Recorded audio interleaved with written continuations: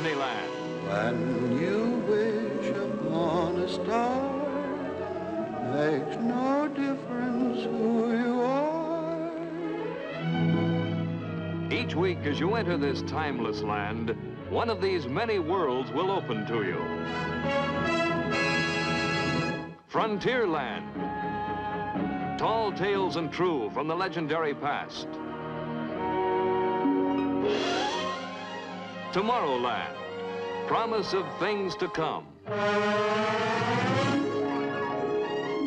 Adventureland. The wonder world of nature's own realm.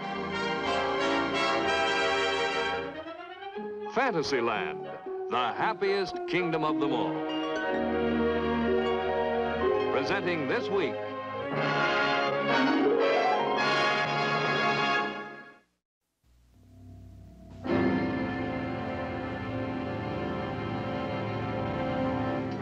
Many years ago, a prophetic writer and engineer told of the genius of one man who discovered the very power of the universe and harnessed it to propel his ship 20,000 leagues under the sea. But the hero of that story was afraid to let this power fall into the hands of an immature mankind. And so he chose rather to destroy his own work.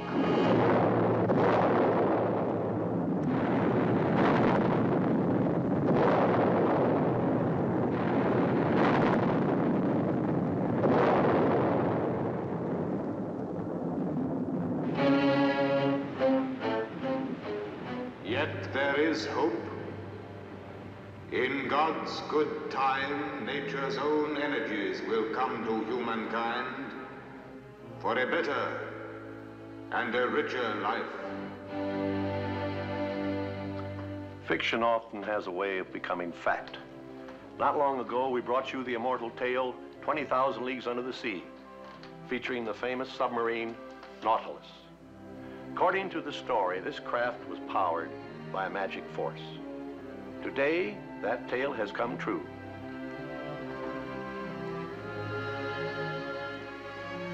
This is a model of the real Nautilus, the world's first atom-powered ship. It's the first example of the useful power of the atom that will drive the machines of our atomic age. The atom is our future. It is a subject everyone wants to understand. So we felt it was the most important topic for a Tomorrowland program. In fact, we considered it so important that we embarked on several atomic projects. For one, we made plans to build an exhibit at Disneyland that will show you atomic energy in action. Now, our atomic projects here at the studio are twofold. We prepared this program and also a book so that we could tell you this important story in full detail. Both grew together. We gave them the same title, and many of the illustrations appear in both. As you can see, we found ourselves deep in the field of nuclear physics. Of course, we don't pretend to be scientists. We're storytellers. So we combine the tools of our trade with the knowledge of experts.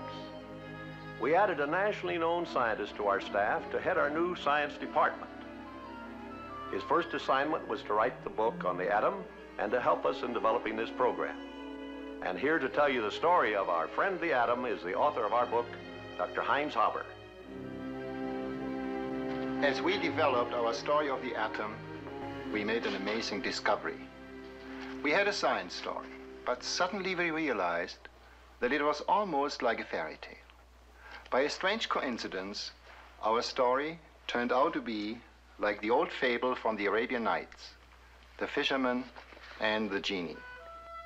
This tale tells of an age-old wish of man, a wish to be the master of a mighty genie that does his bidding. There was once an old fisherman who lived in great poverty. One day, after casting his net many times, he happened to pull ashore a brazen vessel.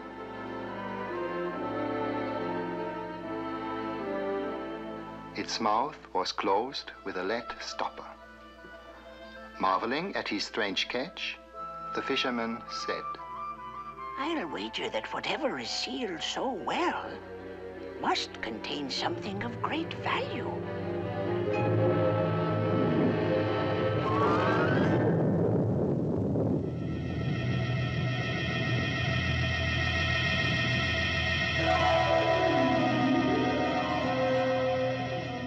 Know that presently thou wilt have to die. Heaven forbid! Or at least tell me why.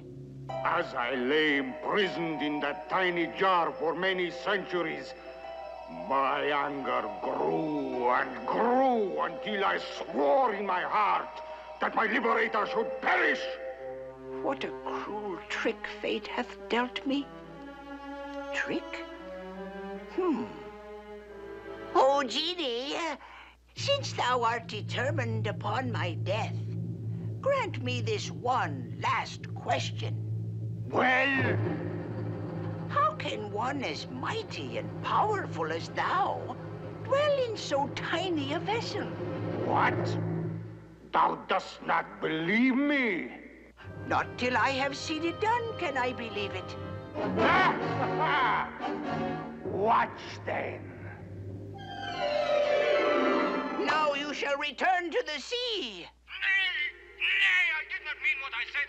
No, release me, and I give my solemn vow to grant thee 3 wishes.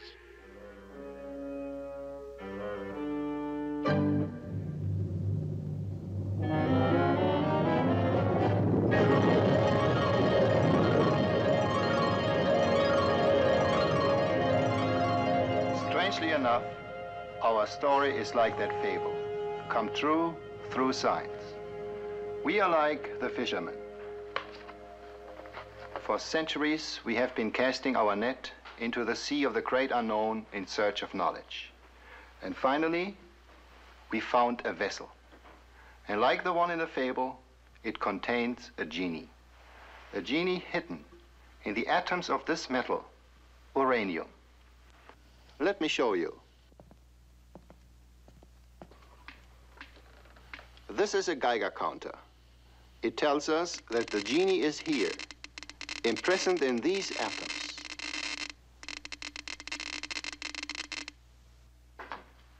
So this is our story. How the vessel was discovered, how the genie was liberated, how he first threatened to kill, and how he was finally harnessed to grant us 3 wishes. Our story begins in ancient Greece in 400 BC. At that time, man firmly believed that all things were composed of 4 basic elements: earth, air, water, and fire. But Democritus, a philosopher of that era, thought that these elements could be divided into smaller particles. In fact, he even gave them their name, atomos, which means indivisible. I crumbled this earth to soil, and in turn crumbled this soil to dust. Now, if I could reduce this dust into its smallest particles, these would be atoms. This beach appears to be a solid carpet, but on closer inspection, we see that it is made of millions of grains of sand. If we think of grains of sand as atoms and pack them together, they can be molded into any desired form. So it is in this way nature uses these tiny particles, these atoms, to build all things: the earth, water, air, and fire. If air and fire consist of small particles, how can they rise? They would fall to the earth like a shower of pebbles.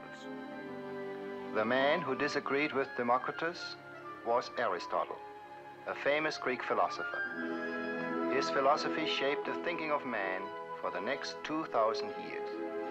And so the idea of the atom was lost.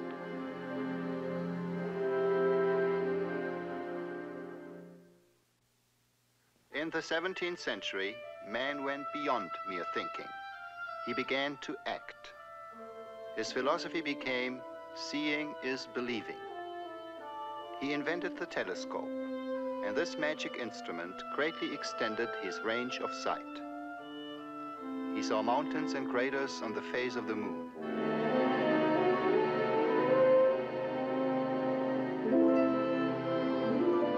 He found that the planet Venus also showed faces just like our moon, and that Jupiter has moons of its own. He saw for the first time the reddish disk of Mars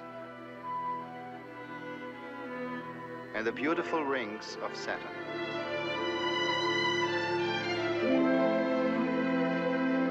With a telescope, man discovered the universe in all its unbelievable richness.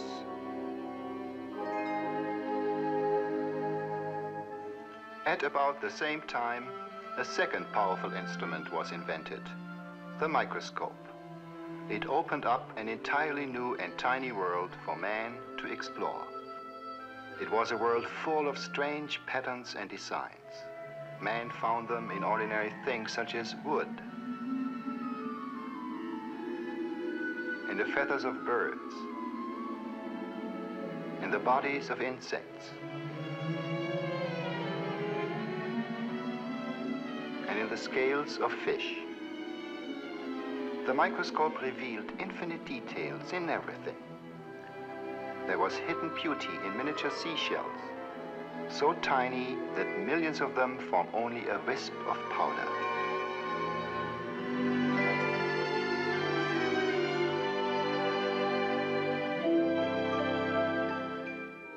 Even a single drop of pond water revealed forms of life never before seen. Tiny, one-celled animals and plants. The microscope gave man his first look into nature's miniature universe, a world teeming with fantastic forms of life. With the microscope, man also discovered the beautiful and regular forms of crystals.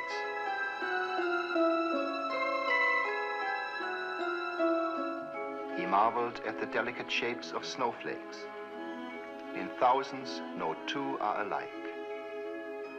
In the regular shapes of crystals lay hidden the secret of the atom's existence.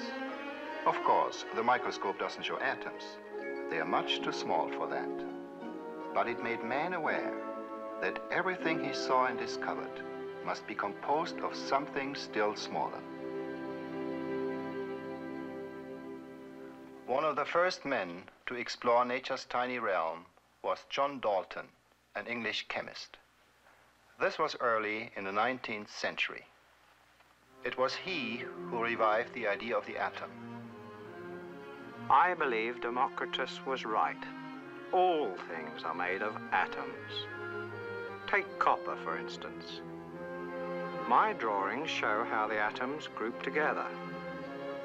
They are like little, hard, indestructible balls, with some unknown force acting between them. When the atoms pack together, layer upon layer, millions upon millions, then they build a tiny crystal. And when the crystals combine, they form the copper metal we are so familiar with.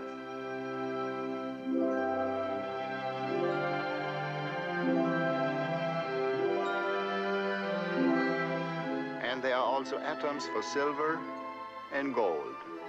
There are different kinds of atoms everywhere. Atoms for sulfur in a match. Atoms for carbon in every ordinary pencil. Atoms for mercury in a thermometer. A different kind of atom for each element. But most of nature's creations are mixtures. This glass is a mixture of different kinds of atoms. The wood here, another. This book is composed of more mixtures than I could name. The secret of how nature creates her mixtures was first understood in 1811 through the work of Amadeo Avogadro of Italy. When atoms of different elements combine, they form into small compact masses, which I call molecules. I have found that there is a different proportion of atoms for each kind of molecule. For example, when one atom of oxygen combines with 2 atoms of hydrogen, they form the most common molecule in nature. This, of course, is H2O, water. It takes billions and billions of these water molecules to make a single drop of water.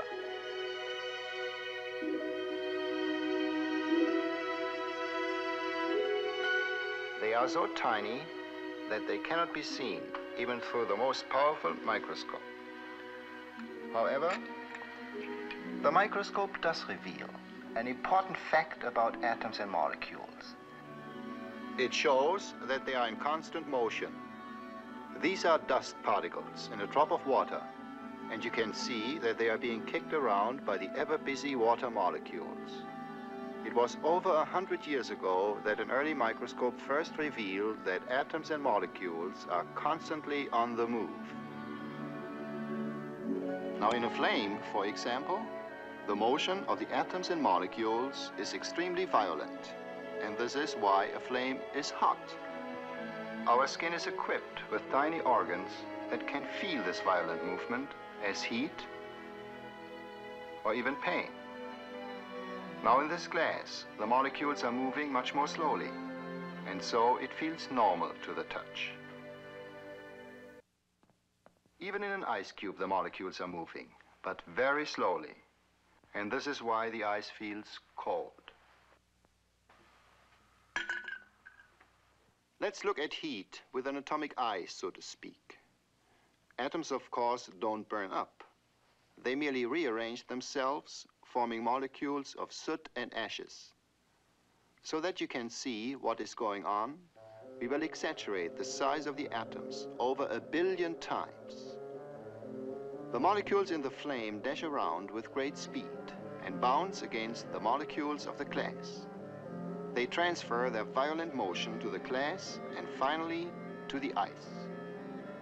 It's like a pool game with the balls bouncing against each other. If more heat is applied, the ice molecules will move faster and faster and finally break loose from each other. The ice melts.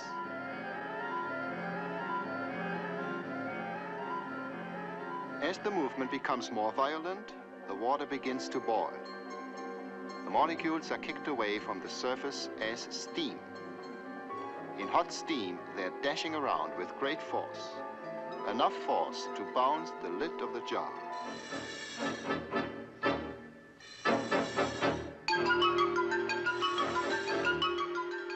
There is power in steam, power that can do more than just lift a lid. When this force was put to use, it ushered in the mechanical age.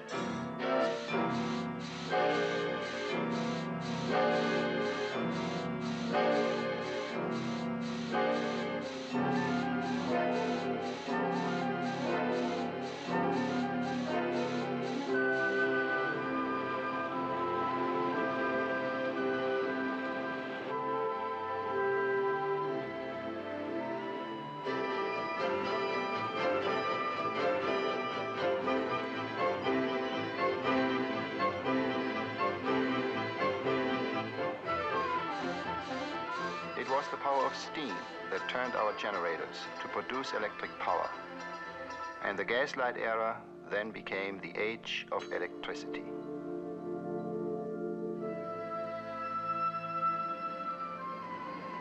True, steam was a mighty servant, but it was a hungry servant.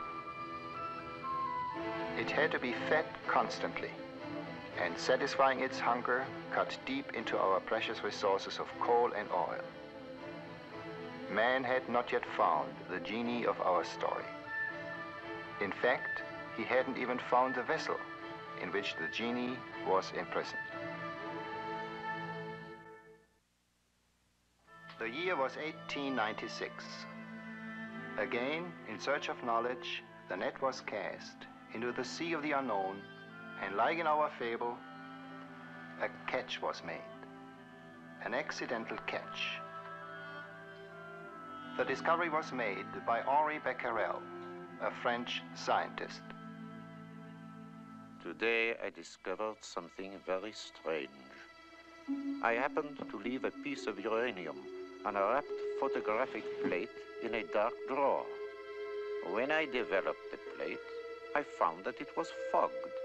Apparently, the uranium had exposed it, even in the darkness and through the wrapping. This uranium, it seems to possess some mysterious activity and give off some type of radiation all by itself.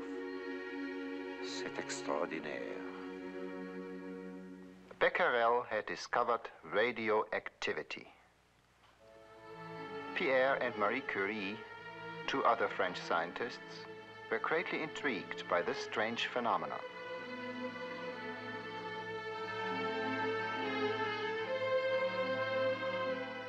While seeking the source of the radiations from uranium, they discovered a new element which gave off even stronger rays.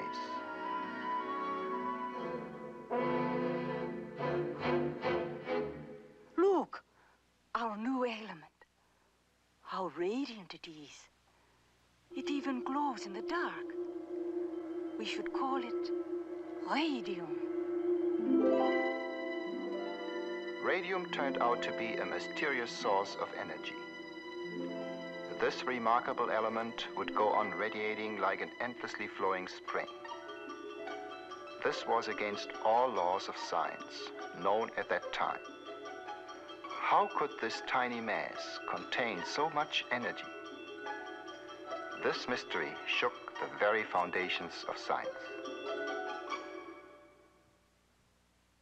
It was finally understood in 1905 when Albert Einstein discovered an important new law. His theory showed that every mass contains a tremendous amount of energy. E stands for energy, M for mass, and c squared is the speed of light multiplied by itself.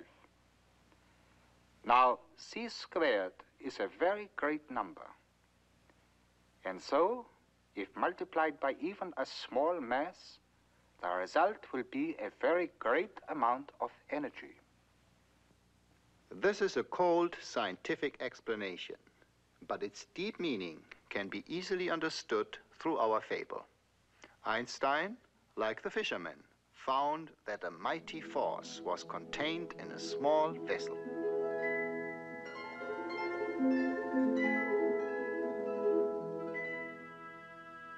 Radium constantly releases tiny bits of its energy through radiation, a little bit every second. And there is so much energy that this activity can go on for thousands of years. These rays were actually tiny fragments of atoms breaking apart.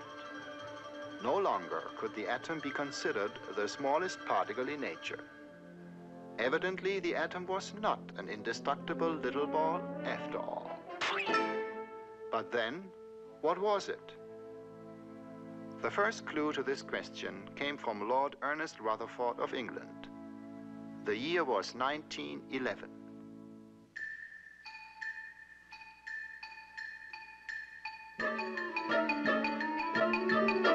Today, I used the fast-flying fragments of radium as tools to probe into the atom. I placed a small sample of radium inside a solid lead block. The lead absorbed all the rays except those that were allowed to escape through a small opening in the block. One might say it was a sort of atomic gun. To make the ray bullets visible, I used a fluorescent screen. For a target, I chose a very thin leaf of gold. But to my surprise, the bullets from my atomic gun passed right through the gold leaf as though it wasn't there.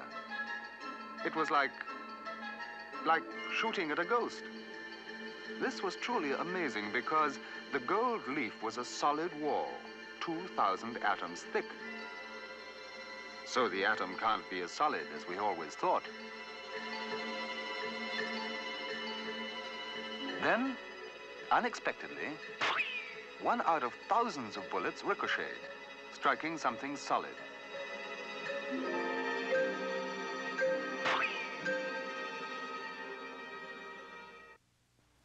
I can only conclude, then, the atom is mostly empty space, like a cloud or shell.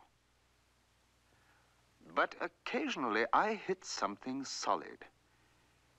It must be very small, a tiny particle in the center.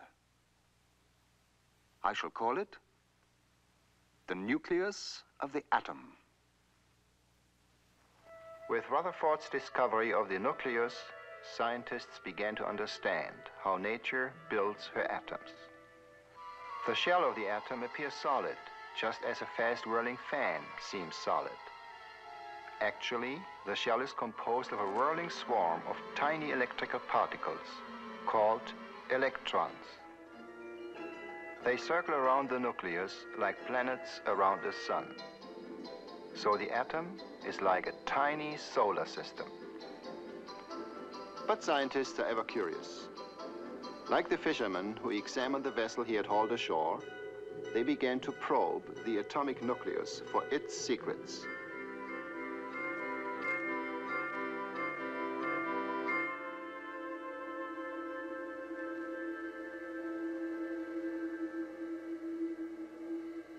They found that it was composed of small particles electrically charged. They called them protons, which means primary particles. Later, to the great surprise of science, other strange particles were discovered in the nucleus. They had no electrical charge. They were neutral, and so they were called neutrons. At last, the mystery of the atom structure was solved.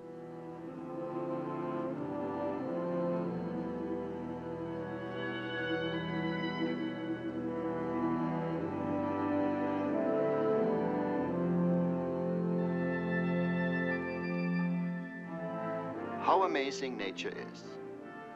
Think of it. There are countless solar systems of atomic suns and planets in everything.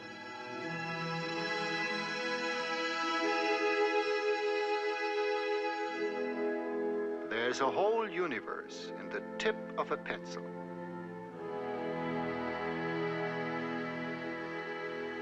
Even in this tiny pencil dot, there are billions of times more atoms than there are people on our Earth. There are many kinds of atoms. It's interesting to see how they differ in the various elements. It's a fascinating study in numbers. Let's start with number 1.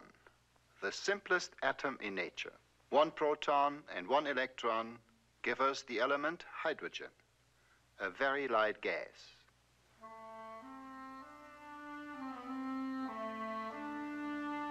Nature always keeps an electrical balance in her atoms. So, if the nucleus has 2 protons, it will also have 2 circling electrons. This makes an atom of helium. There are also neutrons in the nucleus that add to its weight.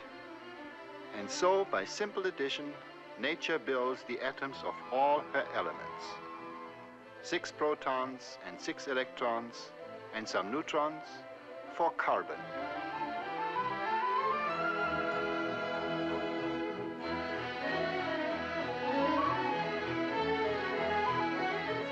(16 and 16) for sulfur.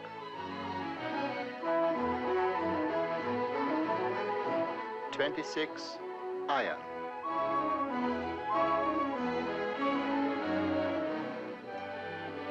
47 silver.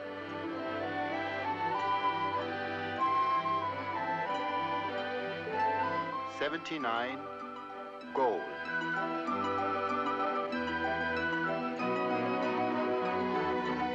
92 uranium, the famous radioactive element.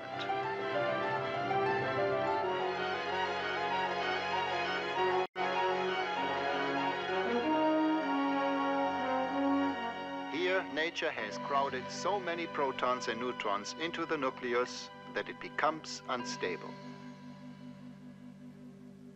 Finally, it throws out a small fragment, and in this way, radioactive rays are born.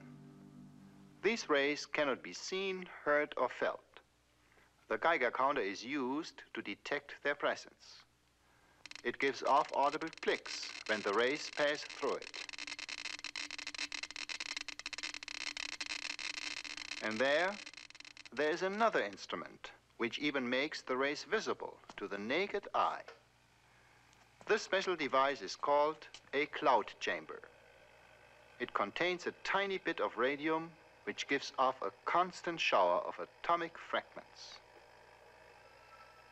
Of course, the fragments themselves are much too small to be seen, but you can now see their trails.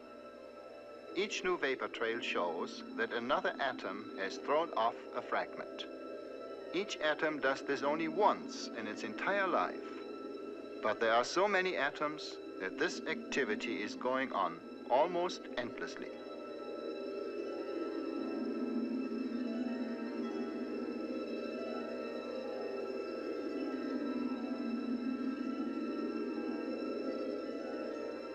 We might say that a radioactive atom is like a set mousetrap.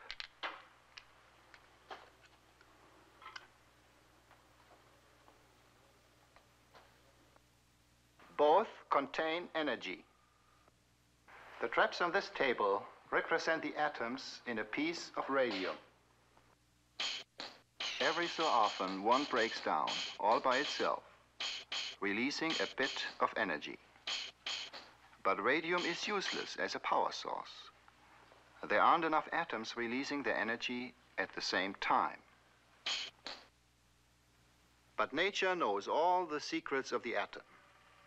Since the beginning of time, she has used atomic energy to power the whole universe and to light the fires in the sky. The best example is our own sun. These are actual time-lapse pictures of the sun's rim. That vast display of energy comes from an atomic fire raging deep in the core of the sun. If this was an ordinary fire, the sun would burn to a dead heap of ashes within a few thousand years.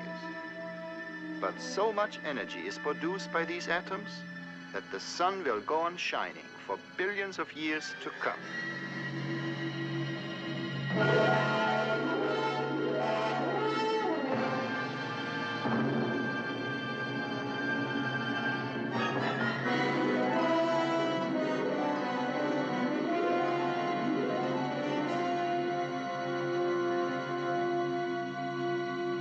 For a long time, nature alone knew how to open the vessel that contained this mighty force.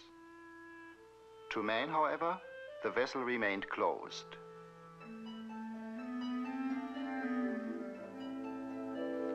Finally, he discovered the secret of how to open the vessel himself.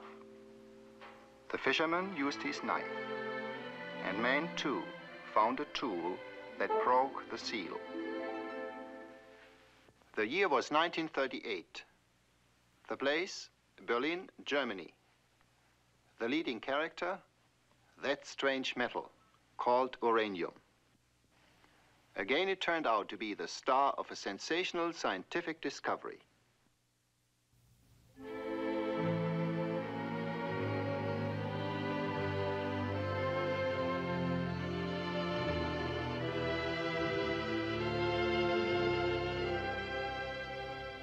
Otto Hahn and Fritz Strassmann were probing the secrets of the uranium atom. Like Rutherford, they used atomic bullets. They used neutrons, the neutral particles that were discovered hidden in the nucleus of the atom. The neutron is an ideal bullet. Since it is neutral, it isn't deflected by the electrical charge of the atoms and flies through them in a straight course. Finally, it struck a nucleus. The uranium nucleus split in two. Atomic fission had been accomplished. But this wasn't all that happened. 2 neutrons were released from the split nucleus. One bullet was used to split the atom, and 2 new ones were created in the process. Now we have 2 neutrons to split 2 atoms. This implied a fabulous prospect, a nuclear chain reaction in uranium. Let's go back to our mousetrap atoms. We can create a chain reaction with them. We'll use our 2 ping pong balls for neutrons. They will be released when the atom splits. Now all these mousetraps are the atoms that will be in the game. They are set, loaded, and ready to go. To start the chain reaction, all we need is 1 neutron. It has to trigger just 1 trap. The ping pong balls that are released will set off 2 other traps. And then we'll have 4 balls flying to trigger more traps. I think you can see what is going to happen. Watch.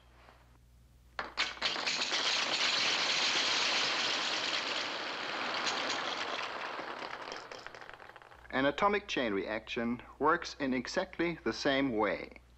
1 neutron is enough to start it.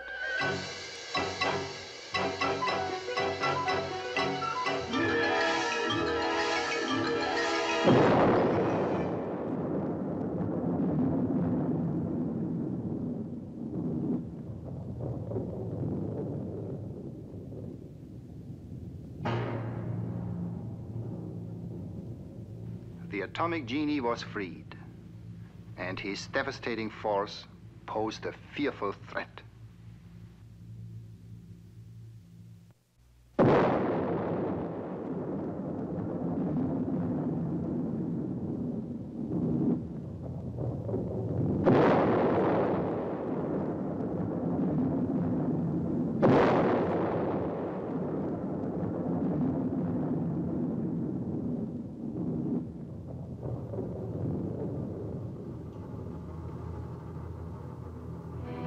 The world was deeply shocked by the first atomic explosion.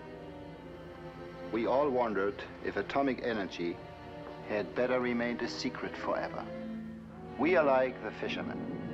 When he first beheld the frightful form of the genie, he too wished that he had never found the vessel.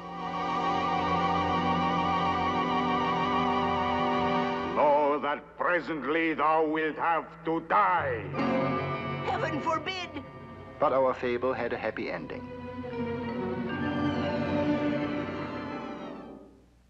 The fisherman had his means of making a friend of his enemy. And fortunately, science has its way of doing the same thing. An atomic blast is more than a threat. It is also a regretful waste of heat and radiation. To make this energy useful, the explosion must be slowed down. Let me show you what I mean. Our mousetrap explosion can be slowed down with the aid of a slow-motion camera.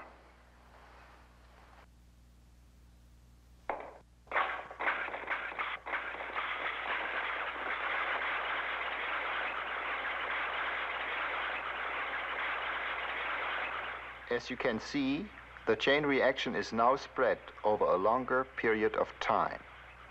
The energy is released slowly, and the heat and radiation stay within useful limits. Atomic scientists produce slow nuclear chain reactions within the famous atomic reactor.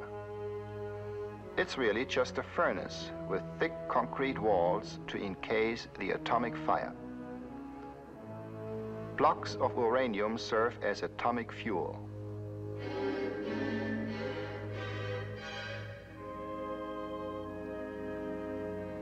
To slow down the chain reaction, control rods that absorb neutrons are inserted in the blocks.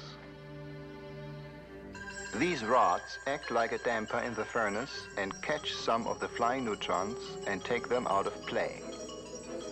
This allows fewer atoms to split and keeps the reactor burning almost endlessly at an even temperature. With the chain reaction thus under control, the mighty atom can be put to use. The heat is picked up by a liquid that is piped through the hot core of the reactor. The heated liquid is then run through a boiler where it produces an almost endless stream of hot steam. Steam for power. But there's more than heat. The atomic reactor has the magic power to make many ordinary materials radioactive. If, for example, a piece of iron is exposed to the shower of neutrons inside a reactor, the iron atoms pick up extra neutrons and become radioactive.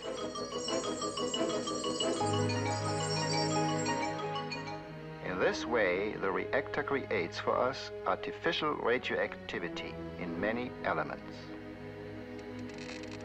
Like natural radium, they are valuable tools in science and medicine. The atomic reactor, then, gives us a chance to make the atomic genie our friend. He will come forth to our beckoning, and just as in the fable, he will grant us 3 wishes. The decision is ours. What should we wish for? What do we need most? Our coal and oil will not last forever. Yet we need ever more power. So, for the growth of our civilization, our first wish shall be for power. Here with my right hand, I give you the magic fire of the atom. It is yours. The atomic fire is an almost endless source of heat. We can use it in power stations for producing electricity. Electric power of our modern civilization.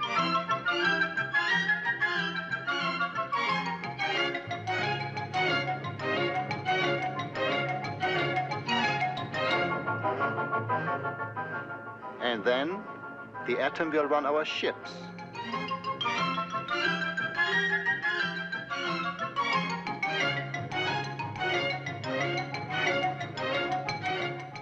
And of course, the atomic submarine already exists.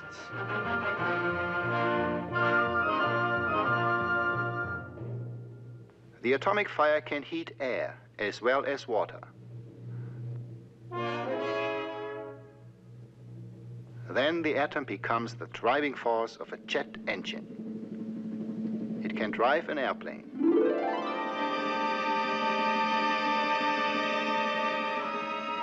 An airplane that circles the world many times without ever landing for fuel.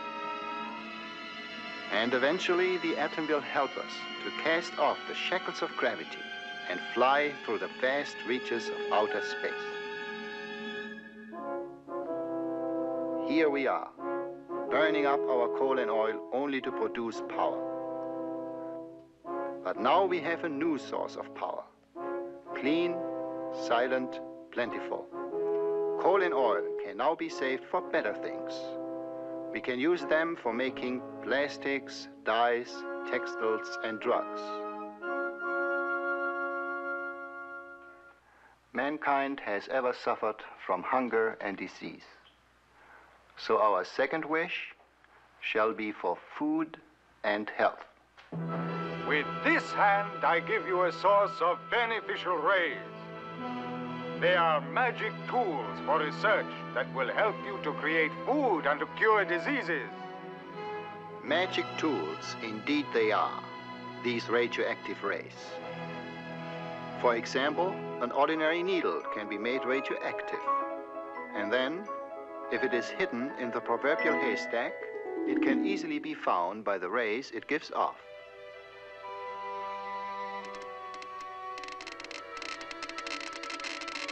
Like this needle, all radioactive materials can be traced by their telltale rays.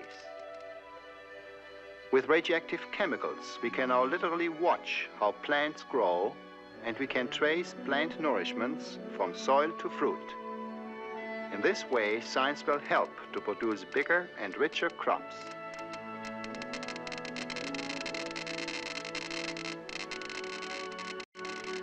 The growth of animals can be studied in the same way, and the best food can be found for better and healthier livestock.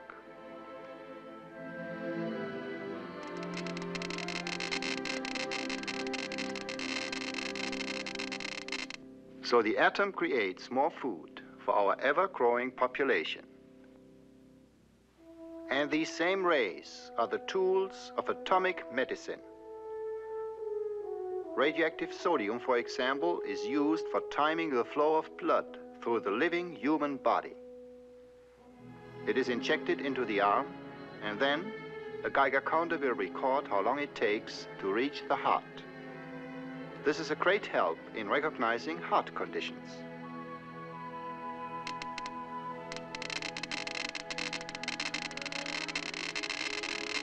In diseases of the thyroid gland, radioactive iodine performs an amazing job.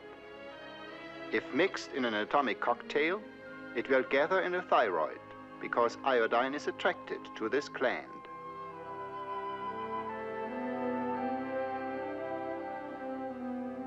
A special Geiger counter then automatically traces an accurate picture of the thyroid, showing its size and location and how fast it collects the iodine.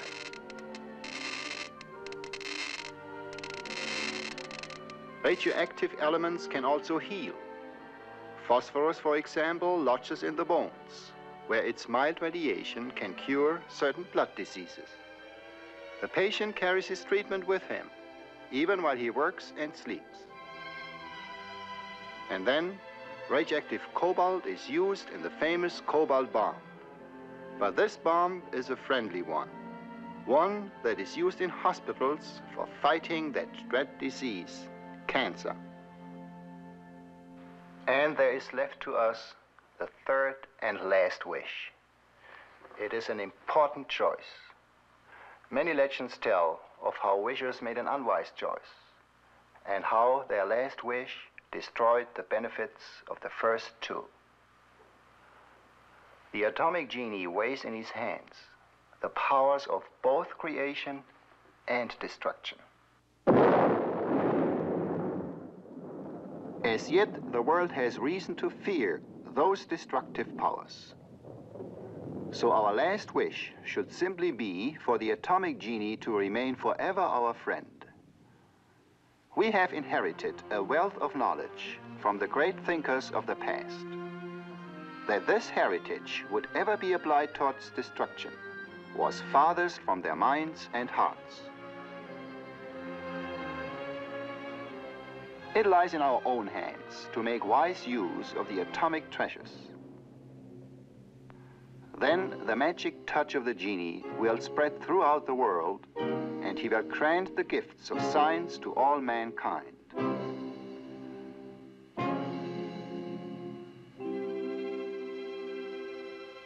The great scientists before us gave us knowledge of the atom, and our last wish will come true if we use the power of this knowledge in their spirit.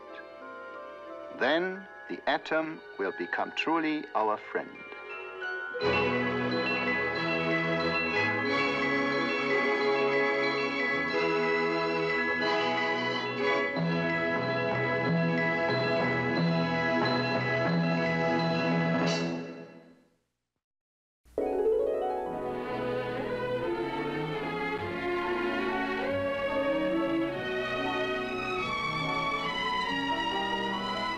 Now, in motion picture theaters everywhere, you'll be able to see for the first time Walt Disney's new Technicolor feature, Westward Ho the Wagons.